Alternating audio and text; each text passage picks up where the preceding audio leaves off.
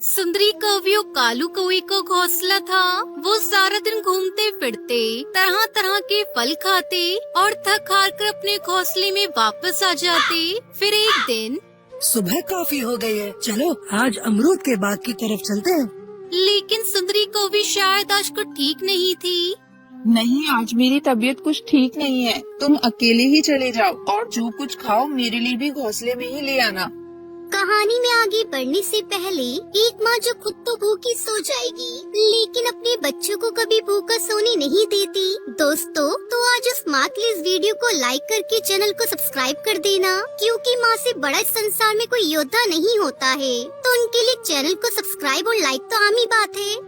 वो तो ठीक है, लेकिन अगर तुम साथ चलते तो ज्यादा अच्छा था। मैंने कहा नहीं, मेरी तबीयत ठीक नहीं। तुम जाते हो या? नहीं नहीं बेगम, मैं जा रहा हूँ, तुम लड़ क्यों रही हो? ये कहकर कालू कौवा अकेला ही चला जाता है और वो सीधा अमरूदों के बाग की तरफ जाता है और सारा दिन घूमने फिरने के बाद शाम होते ही अपने घोंसले की तरफ वापस आ जाता है। इतनी देर क्यों कर दी आने में? मैं अमरूदों के बाग की तरफ चला गया था। अमरूद बहुत मजे के थे, मैंने पेट भर के खाए और तुम्हारे लिए भी लेकर आया हूँ।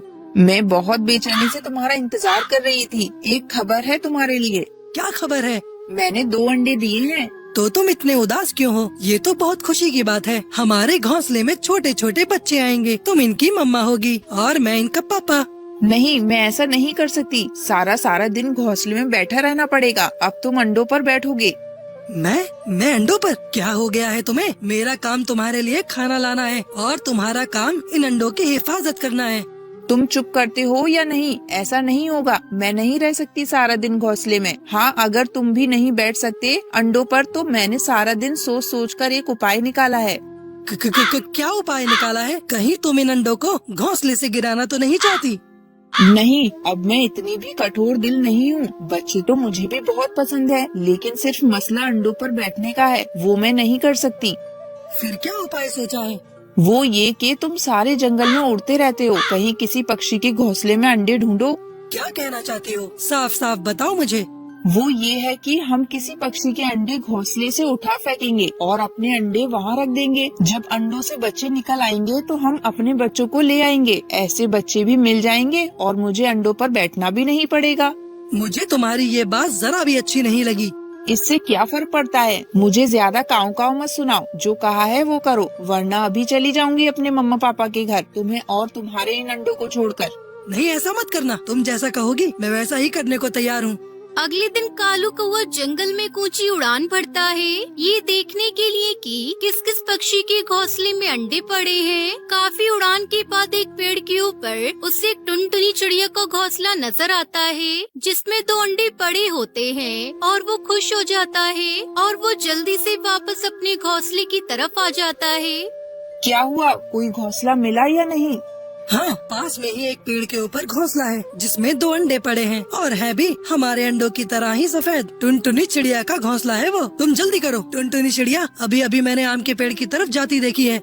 ये कहकर वो जल्दी से अपने दोनों अंडे उठाकर टुनटुनी चिड़िया के घोंसले की तरफ चली जाते हैं और वो जल्दी से बेचारी टुनटुनी चिड़िया के अंडे उठाकर झाड़ियों में फेंक देते हैं और उसके घोंसले में अपने अंडे रख देते हैं और जल्दी से वहाँ से चले जाते हैं। तभी टुनटुनी अपने पति टुन्नू चिड़ा के साथ वहाँ आती है। आज से मेरा बाहर जाना बिल्कुल बंद है। मैं तो अपने प्यारे प्यारे अंडों की हिफाजत करूंगी। मुझे बहुत बेचैनी से इंतजार है अपने छोटे छोटे बच्चों का। हाँ ठीक है, आज से दाना मैं ही लाया करूँगा। और ऐसे टुनटुनी चिड़िया को पता ही नहीं चलता कि उसके घोंसले में तो कौवे के अंडे हैं। देखा, मजे करेंगे, घूमे फिरेंगे और हमारे अंडों की हिफाजत करेगी वो मासूम चिड़िया। हाँ, चलो फिर आज अमरूदों के बाग की तरफ हम इकट्ठे चलते हैं। और ऐसे वो बेफिक्री से मौज मस्ती करते रहे। उधर टुनटुनी चिड़िया को बहुत बेचैनी से इंतजार था अपने बच्चों को अंडे से निकलने का। दिन और रात गुजरते रहे और फिर आखिरकार वो दिन आ ही गया जिसका टुनटुनी चिड़िया को इंतजार था। सुनो जी, अंडों से बच्चों की धीमी धीमी सी आवाज महसूस हो रही है। शायद आज हमारे बच्चे अंडों से बाहर आने वाले हैं।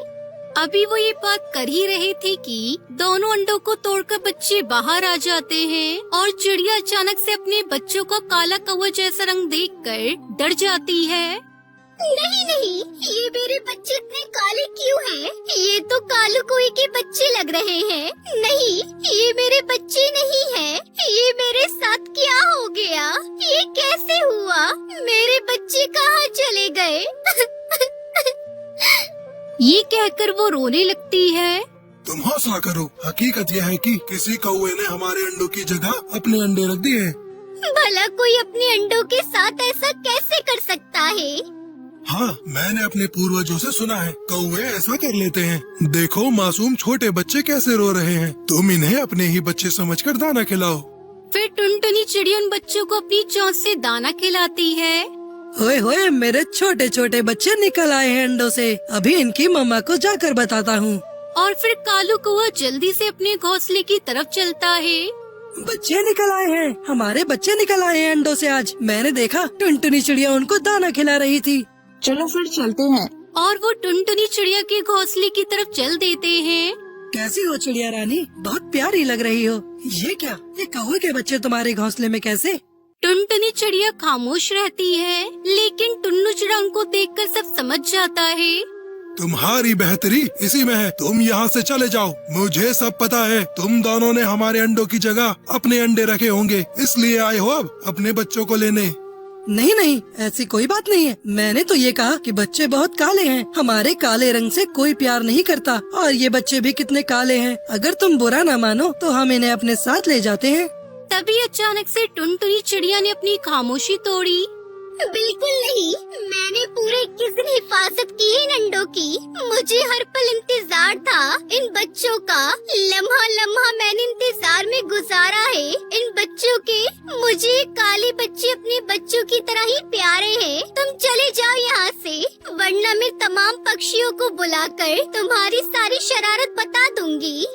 टुनटुनी चिड़िया बहन, आप मुझे माफ कर दो, मुझसे गलती हो गई। मैंने ही कहा था इनके पापा को ऐसा करने से, लेकिन इन बच्चों को देखकर मेरी ममता जाग उठी है। प्लीज मुझे मेरे बच्चे दे दो, ऐसा फिर कभी नहीं होगा। तुम जाते हो या नहीं? फिर सुंदरी कौवे और कालू कौवा उदास होकर वहाँ से चले जाते हैं और टुनटुनी चिड़िया उन बच्चों को अपने बच्चों से बढ़कर प्यार देती है। समधन जी, कहाँ है मेरा ब्राइडल लहंगा जो हमने बहू को दिया था? अब जल्दी से वो लहंगा बहू को पहनाइए, तभी ये शादी होगी, वरना ये शादी नहीं होगी। टूनी चिड़िया ने रोते हुए सारी बात अपनी समधन को बताती है। समधन जी, हमने जानबूझकर कुछ नहीं किया। ये मेरी बिटिया की इज्जत का सवाल है। मैंने बिटिया के लिए दूसरा ब्राइडल लहंगा खरीदा है, पर ये मेरी टुनटुनी को फिट नहीं आई। हम पर दया कीजिए, ये शादी होने दीजिए। सारी बातें आप झूठ बोल रही हैं। कह क्यों नहीं देती? आपने मेरे कीमती ब्राइडल लहंगे को बेचकर ही ये सारा इंतजाम किया है। चल बेटा कालू, हम इन चोरों की बेटी से तेरी शादी नहीं कर सकते। क्या पता इनकी बेटी हमारे घर बहू बनकर जाए और हमारा घर ही साफ कर दे। हाँ माँ, तुम ठीक कह रही हो। चलो चलते हैं। दोस्तों, कल की वीडियो में आपने इतने कम लाइक क्यों किए? मुझे बहुत बुरा लगता है। दोस्तों, जब मैं आपके कहने पर कहानी बनाती हूँ और आप बहुत कम लाइक करते हो, और जब आप कम लाइक करते हो तो मुझे वीडियो बनाने का बिल्कुल भी मन नहीं करता है। तो प्लीज दोस्तों, अभी इस वीडियो पर जाकर लाइक कर दो। समधन जी, मेरी बात तो सुनिए। समधन जी, मेरी बेटी को यूँ छोड़कर मत जाइए। जंगल में मेरी क्या इज्जत रह जाएगी? अगर मेरी बिटिया की बारात वापस लौट गई तो जंगल के सारे पक्षी मुझ पर थू थू करेंगे। कौन करेगा मेरी बेटी से ब्याह? मेरी पगड़ी उछाल कर मत जाइए समधन जी, आपकी भी तो एक बेटी है। जरा जबान संभाल कर बोलिए समधन जी। खबरदार, जो आपने अपनी जुबान से मेरी बेटी का नाम लिया तो आपकी जुबान मैं खींच लूंगी। गलती हो गई समधन जी, माफ कर दीजिए। आप जो कहेंगी वो मैं करने को तैयार हूँ। बस आप शादी की रस्में पूरी होने दीजिए। अच्छी बात है समधन जी, आप मुझे 5 लाख रुपए दे दीजिए। हम आपकी बेटी को अपनी बहू बनाकर ले जाएंगे। जी आप क्या कह रही हैं समधन जी? मैं गरीब हूँ, इतने पैसे कहाँ से आएंगे मेरे पास? अगर आप 5 लाख रुपए नहीं दे सकती तो बिठा कर रखिए अपनी बिटिया को अपने घर। चल बेटा कालू, हो गया फैसला। हमें तेरी शादी इन फकीरों के घर में नहीं करनी। टुनटुनी चिड़िया की बारात लौट जाती है। घर में मातम छा गया।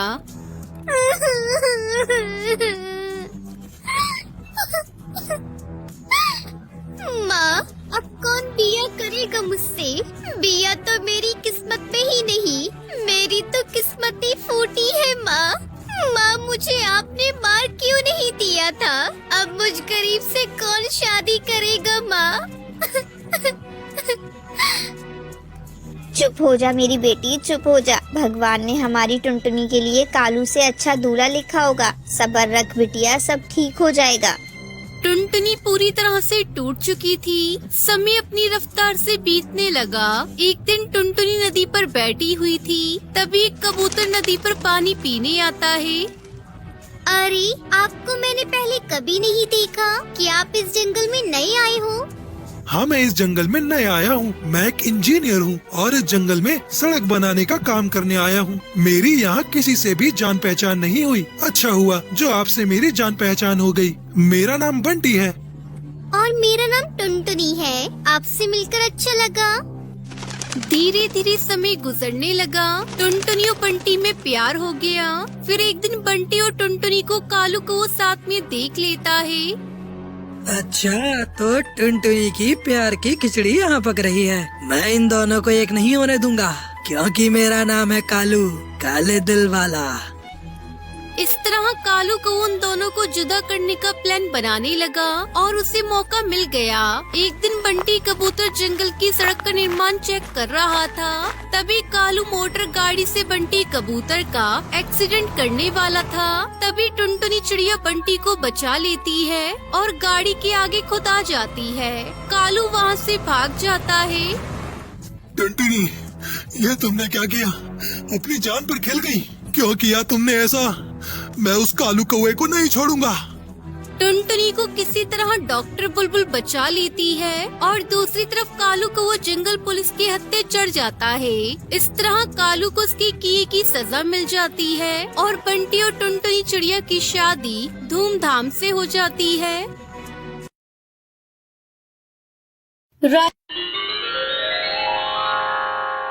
सुंदरवन नाम के एक जंगल में कालू कौवा अपनी पत्नी टुनटुनी चिड़िया और बेटी सुनहरी चिड़िया के साथ रहता था। कालू कौवे के पास खेती करने के लिए जमीन तो थी, लेकिन साधन ना के बराबर थे। घर के हालात देखकर उसकी पत्नी टुनटुनी चिड़िया उससे कहती है, मेरी बात मान लीजिए जी, मुझे कड़कनाथ सेठ के यहाँ काम करने दीजिए। साफ सफाई और घर के काम ही तो करने हैं, क्या फर्क पड़ जाएगा? वहाँ जाकर काम कर लूंगी तो कम से कम घर के राशन पानी का तो खर्चा निकल ही जाएगा। ऐसी बात मत किया कर टुनटुनी, तेरी बातें मेरे दिल को छलनी कर देती हैं। ये मेरे लिए मर मिटने जैसा हो जाता है। तुम जानती नहीं हो उस सेठ की नीयत कितनी गंदी है। वो अपने घर पर काम करने वाली हर चिड़िया पर बुरी नजर रखता है। नहीं नहीं, तू वहाँ काम करने नहीं जाएगी बस। दोस्तों, कल की वीडियो में आपने इतने कम लाइक क्यों किए? मुझे बहुत बुरा लगता है। दोस्तों, जब मैं आपके कहने पर कहानी बनाती हूँ और आप बहुत कम लाइक करते हो, और जब आप कम लाइक करते हो तो मुझे वीडियो बनाने का बिल्कुल भी मन नहीं करता है। तो प्लीज दोस्तों, अब इस वीडियो पर जाकर लाइक कर दो। कालू कौवा दिन भर इसी चिंता में रहता था कि वो अपनी पत्नी और बच्ची को ढंग का खाना भी नहीं दे पा रहा था। कालू कौवा जब भी जंगल में किसी से मदद मांगने जाता तो सभी पक्षी उसे मना कर देते। एक दिन अपने खेतों को फावड़े से खोदते खोदते वो अधमरा सा हो गया।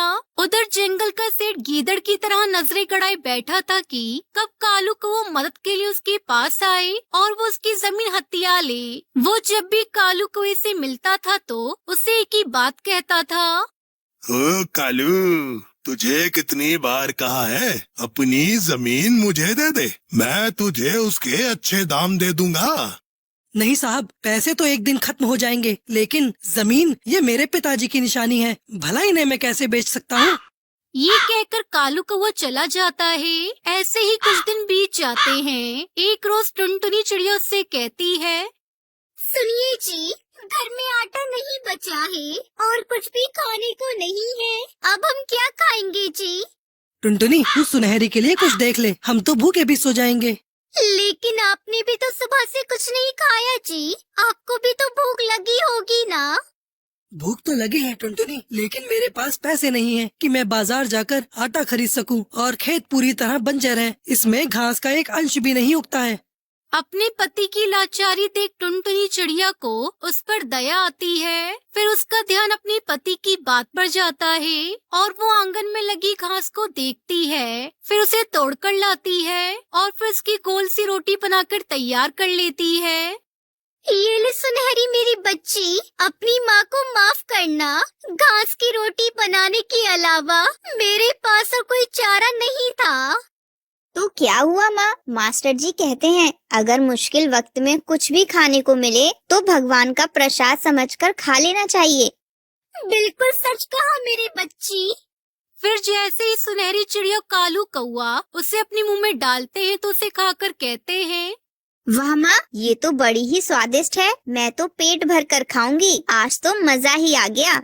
हाँ टुनटुनी, ये तो लाजवाब है। ये रोटी तो गेहूं के आटे से भी अच्छी लग रही है। फिर टुनटुनी की आंखों से आंसू बहने लगते हैं। मैं जानती हूँ कि ये इतनी अच्छी नहीं है। आप दोनों बस मेरा मन रखने के लिए कह रहे हैं, लेकिन मेरे पास आप दोनों को खिलाने के लिए कुछ भी नहीं था। मुझे माफ कर दो। टुनटुनी, तूने मेरे बुरे वक्त में बहुत साथ दिया। अब तू रो मत। मैं कल ही काम की तलाश में शहर के जंगल जाता हूँ। फिर उन तीनों की आंखों से आंसू बहने लगते हैं। तभी दरवाजे पर एक बंटी नाम का कबूतर आता है। अरे सुनिए, क्या ये कालू जी का घर है? उनके लिए कुछ खास तोहफा है। जी हाँ, ये उन्हीं का घर है। बताइए क्या काम है। तभी कालू कौआ आता है। क्या बात है भाई साहब? दरअसल मैं लॉटरी विभाग से आया हूँ। कुछ महीने पहले जो आपने लॉटरी खरीदी थी उसका आज रिजल्ट आया है और आपने इस लॉटरी को जीत लिया है, जिसका इनाम पूरे 25 लाख रुपए है। 25 लाख रुपए? हाँ जी, और साथ में ये आज का खाना हमारी कंपनी की तरफ से आपके लिए। ये सुनकर कालू कौआ, टुनटुनी और सुनहरी चिड़िया सब बहुत ही खुश होते हैं। माँ, भगवान ने आपकी प्रार्थना सुन ली। अब हमें भूखा नहीं सोना पड़ेगा। हाँ बेटा, जिसकी इतनी अच्छी बच्ची हो उसकी भगवान क्यों नहीं सुनेगा। अब उनके दिन बदल जाते हैं। फिर कालू खेती करने का सारा सामान खरीद लेता है और अपने खेत में डालता है और फिर उसके खेत में फसल उगाती है। साथ ही वो अपने लिए पक्का घर भी बनवा लेता है। देखते ही देखते अब वो उस जंगल का सबसे अमीर पक्षी बन जाता है और खुशी खुशी अपने परिवार के साथ रहने लगता है।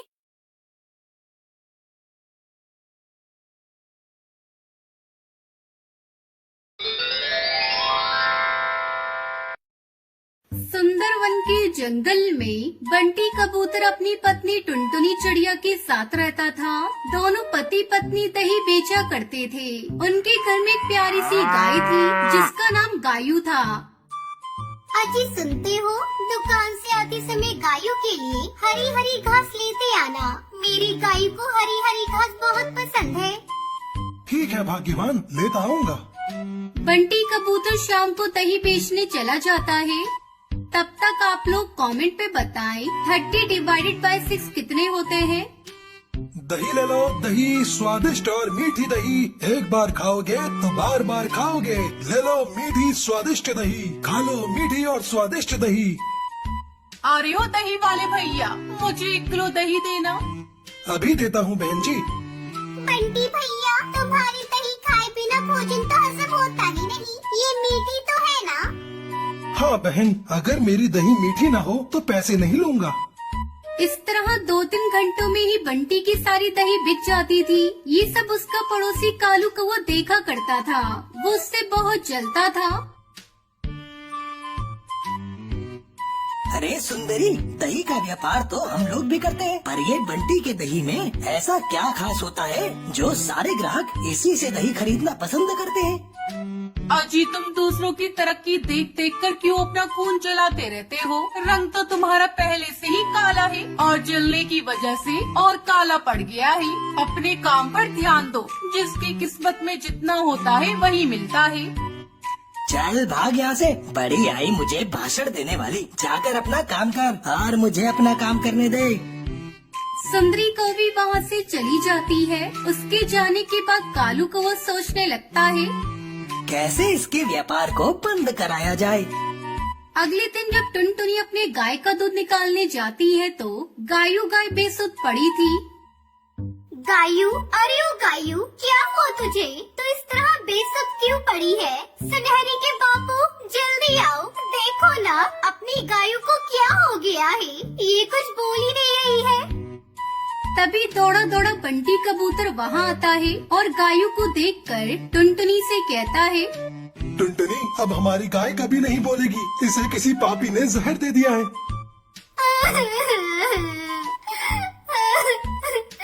हे भगवान, ये क्या नष्ट हो गया? मेरी गायू से किसकी क्या दुश्मनी थी? गायू को मारने के बदले वो मुझे मार देता। दोनों पति पत्नी रोते हुए गायू को अपने घर के पिछवाड़े मिट्टी में दबा देते हैं। अब क्या होगा सुनहरी के बापू? घर कैसे चलेगा? हमारे पास तो इतने पैसे भी नहीं है कि हम दूसरी गाय खरीद सके।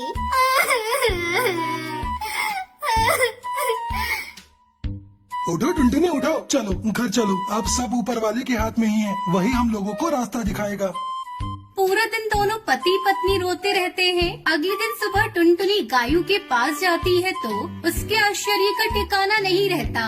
वहाँ पर एक पेड़ उग चुका था और उस पर दही की बहुत सारी मटकियाँ लटक रही थी। तभी उस पेड़ से आवाज आती है, बरसों तक तुमने मेरी सेवा की है, मैं तुम्हें दुखी नहीं देख सकती। अब तुम कितनी भी मर्जी दही बेच सकती हो। ये सब देखकर टुनटुनी चिड़िया बहुत खुश होती है। इस तरह टुनटुनी चिड़िया दही का व्यापार करके खुशी खुशी रहने लगी।